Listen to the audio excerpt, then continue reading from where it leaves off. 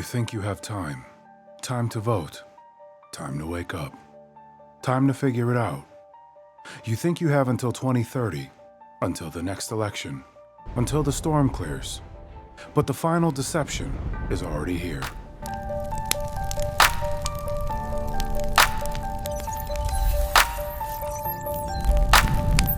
I've been away for a couple of weeks now, and since then, the alien situation went to another different level.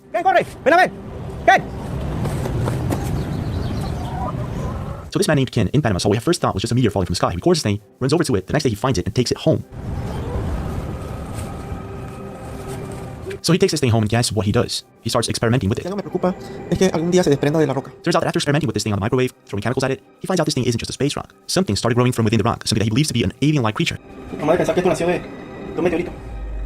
For the past couple of weeks, this bizarre story has been taking over the internet, and obviously people are freaking out over it. On September 13th, GOO posted this. Honestly, this kid might be sitting on one of the biggest discoveries of mankind. This UAP is alive. Just a few hours ago on September 15th, John posted this to Twitter. So now this guy's driving around scared, no sleep, in Panama, with the alleged whatever alien that is growing out of the alleged meteor that he found inside of a burning hole. Fiction or not, it seems that a lot of people are invested in this story. So I decided to deep dive into this bizarre situation, trying to find out what exactly is going on down in Panama, and why are we seeing more of these meteors falling all over the place. And what I found out is actually quite disturbing. Look, it stopped. That has to be the... Oh, it did stop. Stop it, look at it.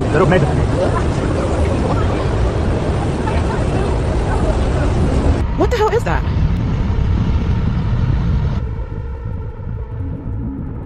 Going deeper into this rabbit hole, I found out that it's been around 7 months that strange things have been going on in the sky and in space. Gente, o que é isso no céu? Um monte de negócio abóbora. Que isso? Um monte de barulho. No, I thought that was a bad signal. Just this last week, there were dozens of really strange sightings all over the world. And just 7 months ago, I don't know if you remember this, satellites started falling from the sky at a very alarming rate. And then we had the airplanes, and now we have what appears to be comets or meteors that are apparently falling all over the place. Harvard astrophysicist Alovéa has suggested that 3-eye atlas is actually some type of alien technology. Is this all just a coincidence, or is there actually something going on up there in the sky? The Joe Rogan experience. Too fun. But as it gets closer, we could probably decipher. Scientists give chilling update on mysterious interstellar object racing through our solar system as they warn it's even bigger than we thought. Experts have revealed just how big the object dubbed 31 Atlas really is. According to their analysis, the object measures roughly 7 miles in diameter. Holy fuck. How big is New York City? Bigger than Mount Everest, making it the largest interstellar object ever spotted. Professor Avi Loeb, theoretical physicist and cosmologist from Harvard University, suggested the object could be an alien spacecraft. Epstein's list is still hidden. Genocide is funded with your tax dollars. The sky is filled with metals. And now, alien motherships coming into our orbit. A man found a meteorite turning into a creature in Panama. Millions poisoned with a shot they now admit was a mistake, if not a mass sacrifice. This is not a warning. This is your final test. The spell is almost complete. The rituals are everywhere. Yet, no one sees them.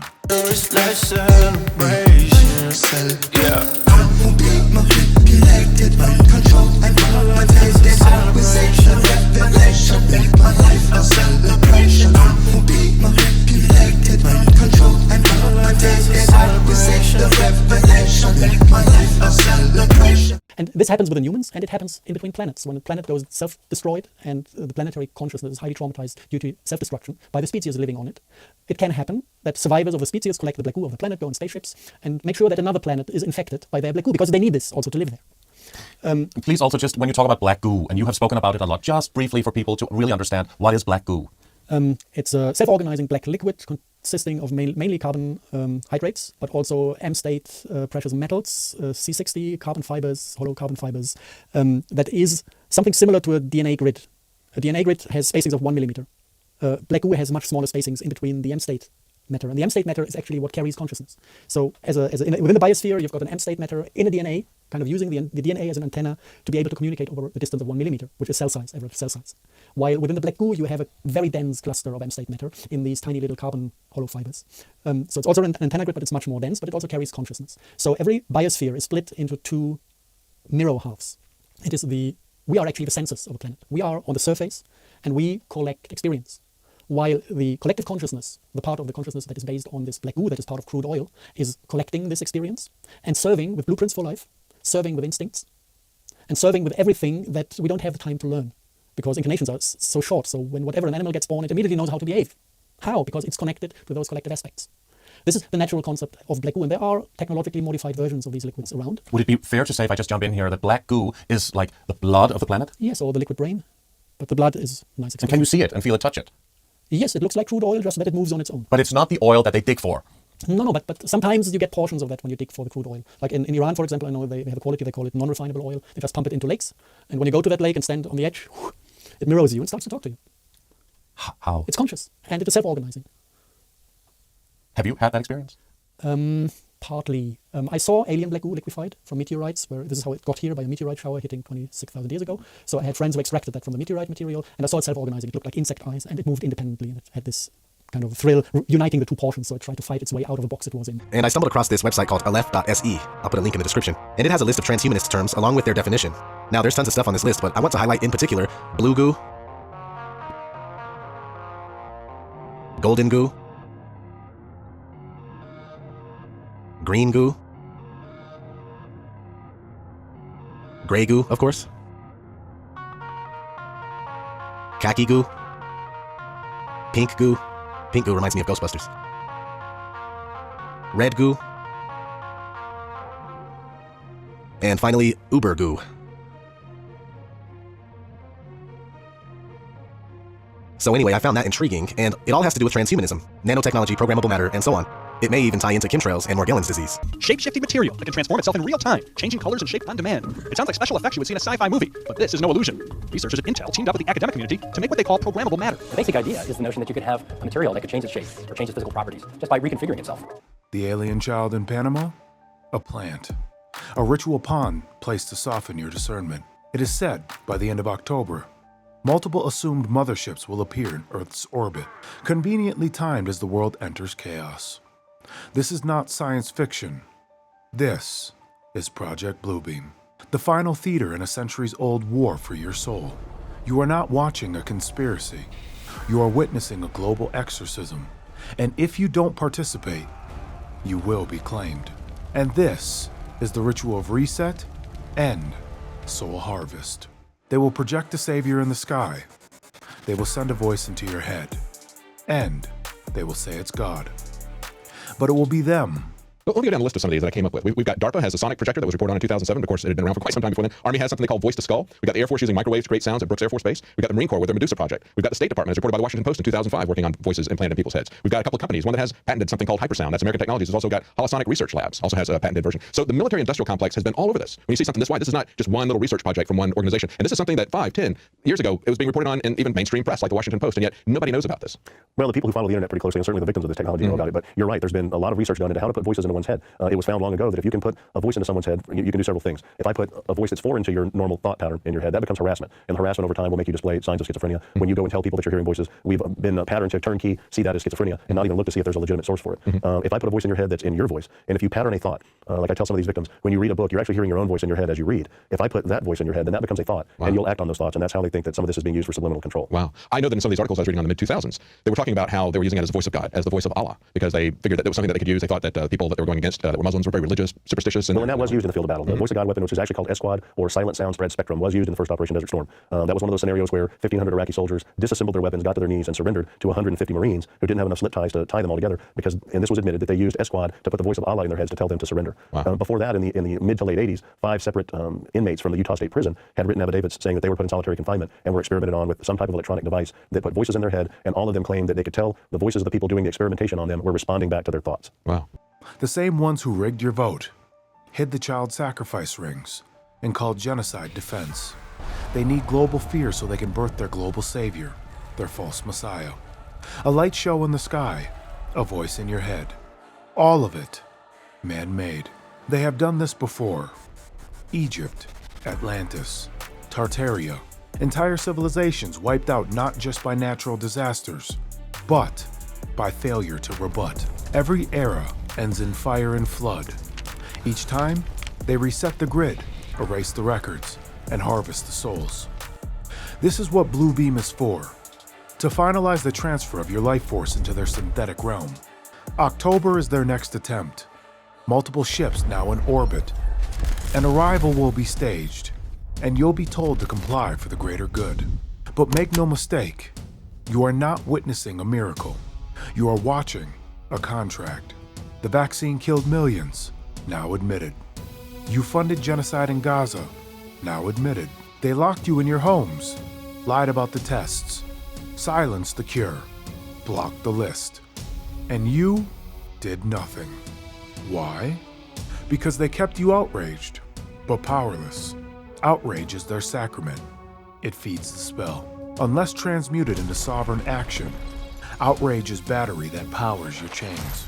They didn't just steal your money.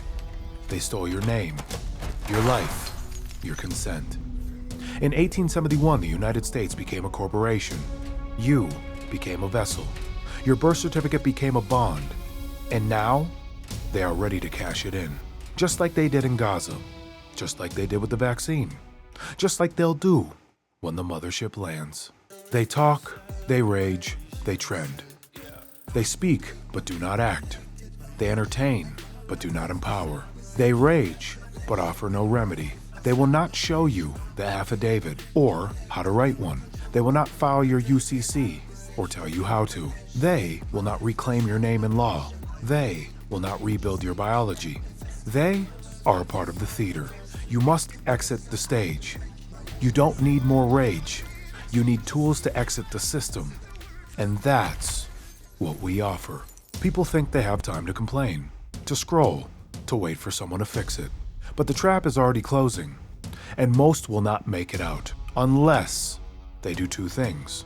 1. Reclaim their rights and status. 2. Rebuild their biology and economy. That's what the Sovereign's Handbook and Alovéa provide. This is not a self-help book. This is not a theory book. This is your exit strategy from the Matrix, written plainly, practically, and powerfully.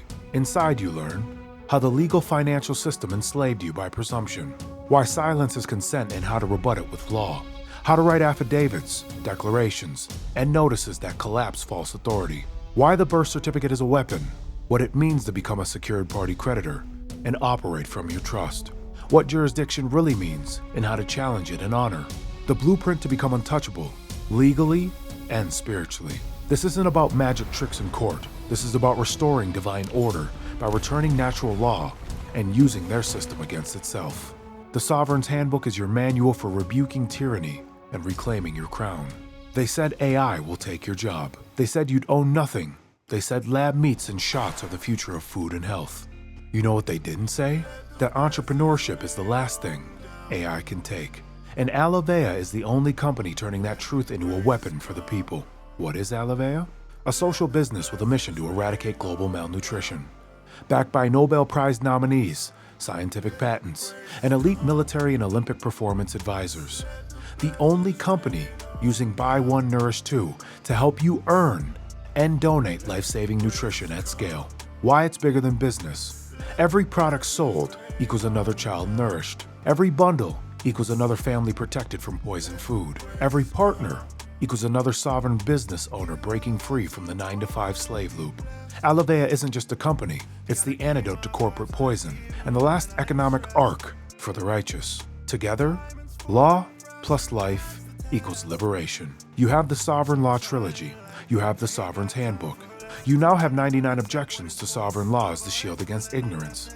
And with Alovéa, you have the power to fund your freedom while healing the world. This is how we win. 1. Reclaim your legal standing. 2.